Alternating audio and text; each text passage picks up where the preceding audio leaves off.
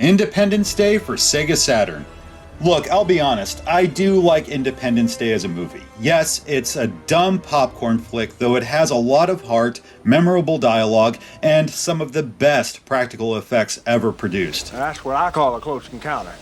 So the game was released for PSX, Saturn, and PC. While I had the PSX release at one time, I rarely touch my old gray box, and I'm always curious to see how these multi-platform titles fare on Saturn. That, and I just prefer the controller. What can I say, I'm a whore for Sega. Are you sure? Developed by Radical Entertainment for Fox Interactive, Independence Day is an arcade-like aerial shooter with 13 timed missions spanning the globe. Well, it's more like 10 missions. 2 of the levels are essentially side quests that share the timer with their respective levels, and the final mission is broken up into 2 parts. Anyway, as I said, missions are all over the world, from the Grand Canyon and Washington, D.C., Paris, Moscow, Tokyo, Oahu, Las Vegas, Area 51, ending with the mothership.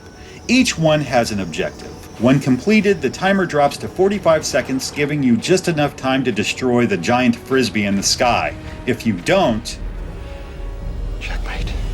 You start out with an F-18, though you'll find more planes scattered throughout the levels, each with their own stats, which can be used in later missions or upon retry. They have the usual refinements: machine guns with unlimited ammo, missiles that require replenishing via power-ups, and limited upgrades like laser cannons and shields.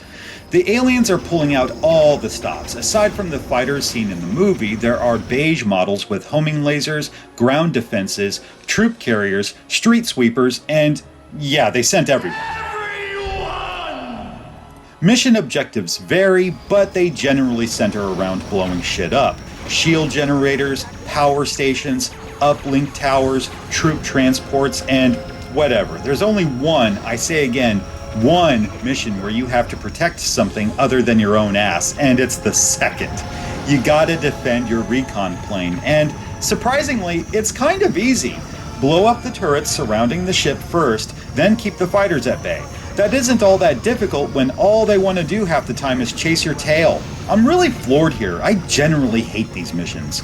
The time limit makes it feel like an eternity, but this is where I figured out some tricks. You see this bubble? It's an alien shield. It renders you invincible for 20 seconds, though it also fully replenishes your health. Way better than health power-ups where it's sort of luck of the draw.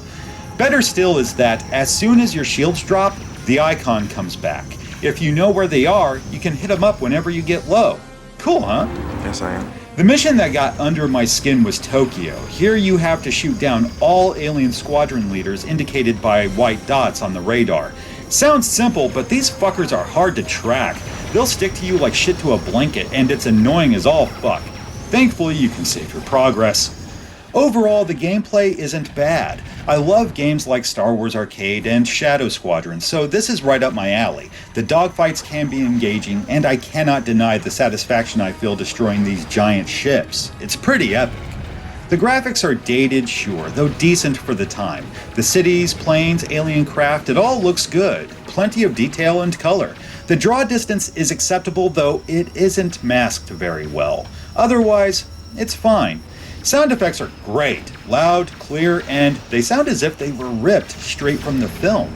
The music, well, there's no in-game music, which is both odd and a tad disappointing. David Arnold's score is one of the best things about Independence Day, and having it would have elevated the thrill factor during missions. Like, check this out.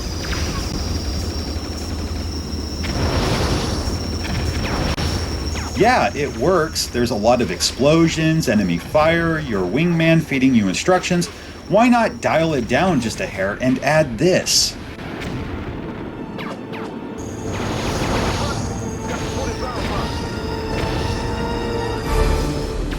I don't know about you, but I prefer music. Not that it ruins the game. No, it's still fun to play. I just think the music would have given it weight. Independence Day has received its fair share of negativity over the years. It scored low upon release, and thanks to Angry Video Game Nerd's review back in '07, its reputation hasn't improved since. Personally, I feel it's okay. Not a must-own game by any means, but not bad. Sure, it isn't terribly deep, collision is far from perfect, and the lack of music is unfortunate. However, you can do so much worse.